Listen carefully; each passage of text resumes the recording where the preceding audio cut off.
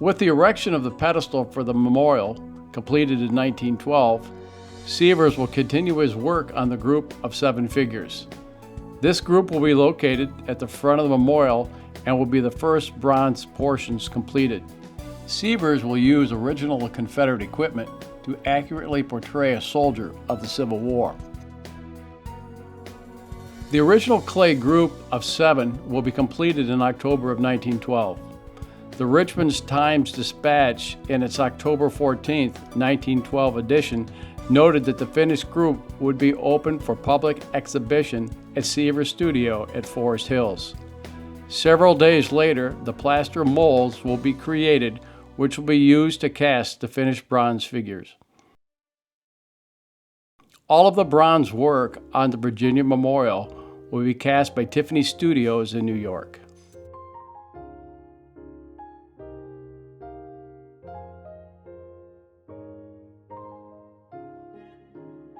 After nearly 1 year, due to its immense size and detail, Tiffany Studios will complete the final bronze casting of the group in October of 1913.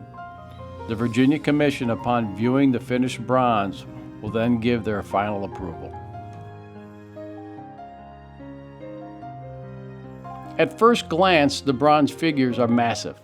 It's only after one studies the details that the true artistry of Sievers is revealed.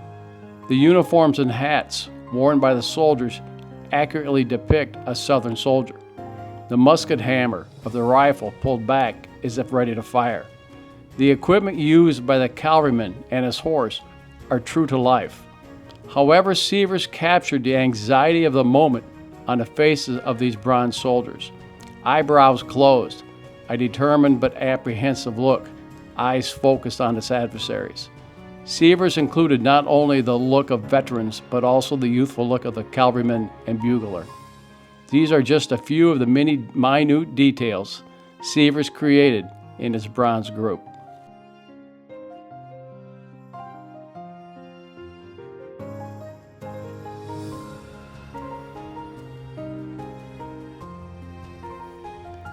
With the group of soldiers completed, Sievers would concentrate on developing the design of the horse representing Traveler and General Lee.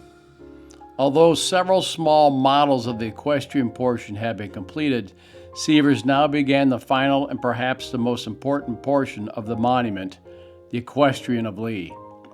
To attain the true likeness of Traveler, Sievers would have the horse's bones measured to attain a live model that was dimensionally the same. The remains of Traveler, originally buried after his death in 1871, would be exhumed and placed on display in various locations until 1963. In 1971, the remains of Traveler were buried outside the Lee Chapel. The Lee Chapel was renamed in 2021 and known today as the University Chapel.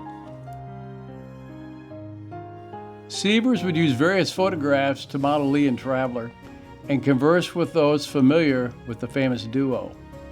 The horse that was selected to be the model for Traveler was named Copper, with Sievers noting, "He does not realize the glory that is his in posing to represent the member of his race who carried the South's idol and whose representation is to play such a leading part in this state's most prestigious memorial." Knowing the significance of modeling Traveler, Sievers would comment, "I have made model after model for Traveler, and seeing something which does not appear to be just the conception I am after, I tear the thing to pieces. It may be the arch of the neck, or the poise of the head, or the thickness of the withers, or anything which might not seem to matter, but it does matter, and I will try again."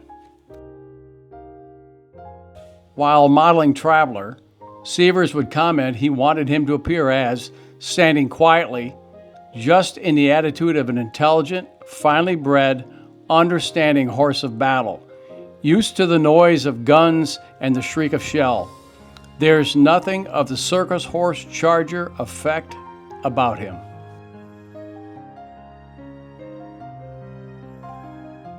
Sievers would prove successful in modeling Traveler. Henry C. Stuart, future governor of Virginia, and whose uncle was the famed cavalryman Jeb Stuart, was known for his interest in art. The future Governor Stuart also raised horses and was familiar with their features. Upon viewing the completed clay model of Traveler, Stuart would comment the model was a little less than wonderful. After intently gazing upon the model, Stuart would turn and comment to a friend, "I'm positive I saw Traveler's ears twitch." Sievers had indeed captured not only the look of Traveler, but his identity.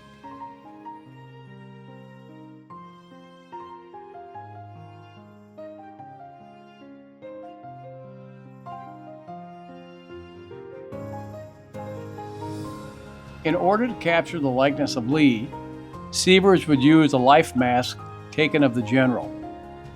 Maintaining the authenticity of Lee, Sievers would have an exact reproduction of his uniform and hat made. These reproductions were to be destroyed when the model was complete. The original design of General Lee was to have him wearing a hat. Sievers, however, revised his model to have the general's head uncovered. Sievers noted that having a hat detracted from the strength of the general's face and modeled him holding the hat in his right hand. Sievers fit Lee wearing a saber, although it was well known Lee rarely wore a sword or sash unless at reviews or ceremonies. The face of Lee has him looking calmly but steady ahead and showing grim determination. A close friend of Lee, William McCabe, upon viewing the finished model, commented it was the finest likeness of Lee ever created. Sievers would remark, to create the best possible likeness of Lee and Traveler, he would produce and destroy a total of 3 models. On October 21st, 1915, the Gettysburg, Virginia Memorial Commission would view the finished equestrian at Sievers' studio at Forest Hills. With the model now complete, the next step was to have the equestrian cast by Tiffany Studios of New York. The bronze casting of the group of 7, completed in 1913, would remain in storage awaiting the completion of the Lee equestrian. Nearly 3 years later, on October 30th, 1916, while visiting the Tiffany Foundry in New York, the Virginia Commission would approve the equestrian of Lee and Traveler. Shipment of the completed bronze group and the equestrian of Lee will arrive in Gettysburg on November 17, 1916. Local contractor Charles Kappas will assume the responsibility of mounting the bronze sculptures.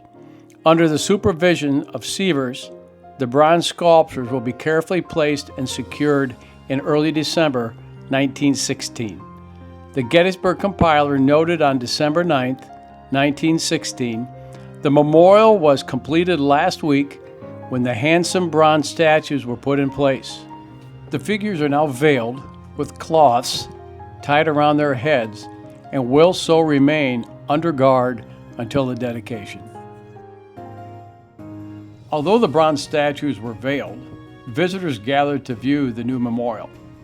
Within weeks of its completion, tourists began to complain about access to the entire memorial. The Gettysburg Times of Monday, January 15, 1917 noted, in order to see the monument from the front, tourists in automobiles and other vehicles must dismount and walk around it if they wish to get the full benefit of the memorial. Aware of this issue, the commissioners of the Gettysburg National Military Park, with funding provided by Congress, indicated that an avenue will be built in the form of a semicircle, leaving West Confederate Avenue at a point a little to the north of the memorial and joining it near the woods to the south. The commission also recognized this was no little task and would also note To do this will require no little grading, for there is a great depression immediately east of the shaft. Contracts were issued for the construction of the new Virginia Memorial Avenue, with its completion on June 2, 1917, 6 days prior to the formal dedication of the memorial. The day determined for the formal dedication of the Virginia State Memorial was set for June 8, 1917.